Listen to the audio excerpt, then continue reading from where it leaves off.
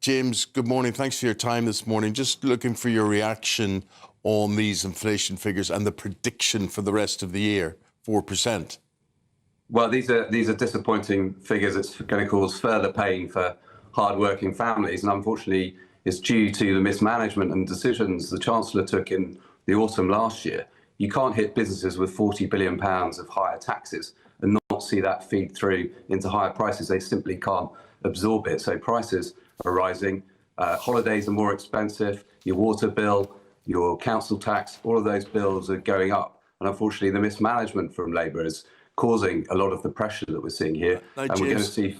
Could I ask you about that mismanagement? And forgive the simplicity of the question I'm going to ask you, but why does the government need to be using the next round they're talking about in October?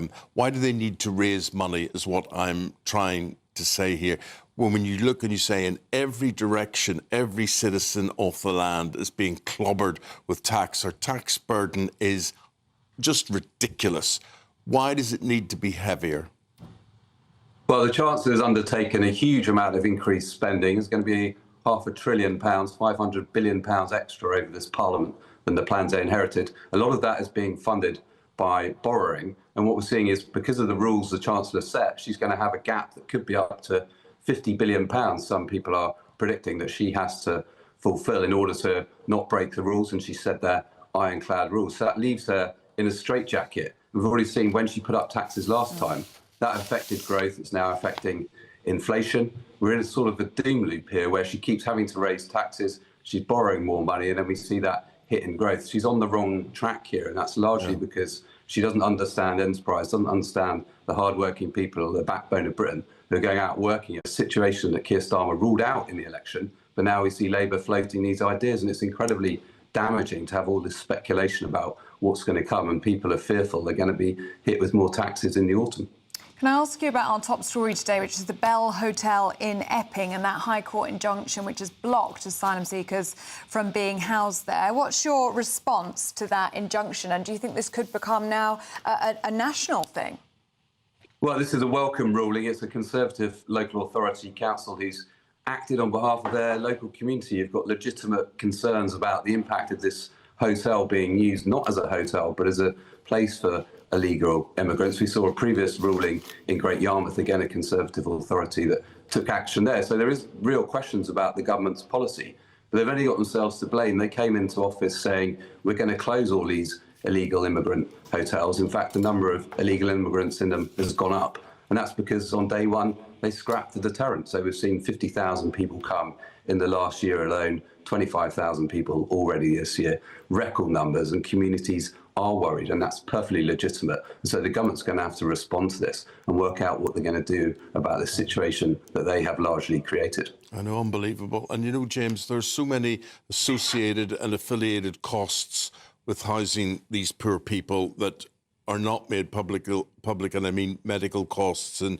social care and all sorts of things that go on in this, that I just hear from people I know and people who work here and people who are chiropodists and all sorts of things like that. Unbelievable. If people knew the half of it. But here's what I want to ask you, right? So we're getting back to Rachel Reeves and what she does, and she's taxing jobs and the hospitality industry, whatever we're saying. We can't get staff. We can't get people to work as waiters. We can't get people to work in bars. We can't afford all these things, and you've reflected all that this morning. James, what I want to ask you is, what would you do? What would you do if you looked at the economy at the moment and you say, look, we need to save money. Here's what I would do. Here's what I would scrap. For instance, our audience, they cannot stand foreign aid budget. They cannot stand that we give money around the rest of the world. I'm not saying that you have to agree with that or whatever, but what would you do? Is there a way to get the borrowing down? Well, the first thing that we said, and we said this at the election, would have implemented, is to go after the welfare budget.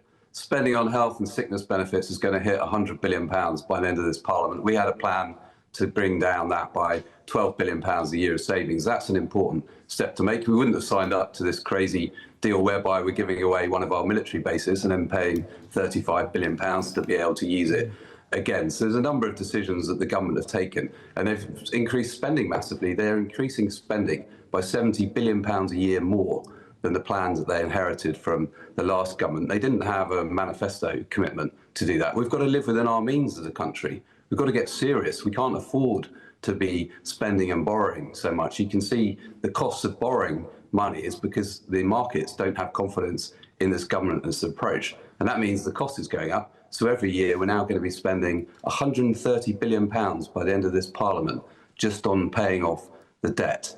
That would be the third biggest spending department in the country. I think that's quite a striking position that we're in. So we need to be real about the changes that we need to make, the way that the state operates, and bearing down on spending and focusing on the productive side of the economy, not hammering businesses, not hammering enterprise, not hitting people with a family home tax, or not freezing the income tax threshold even further. All of those things are on the agenda, and that's creating damaging uncertainty ahead of the autumn budget. OK, James Wild, we're out of time with you this morning, but thank you very much for joining us on Breakfast. Thank you very much indeed. James was just saying the government needs to be real. They need to be real.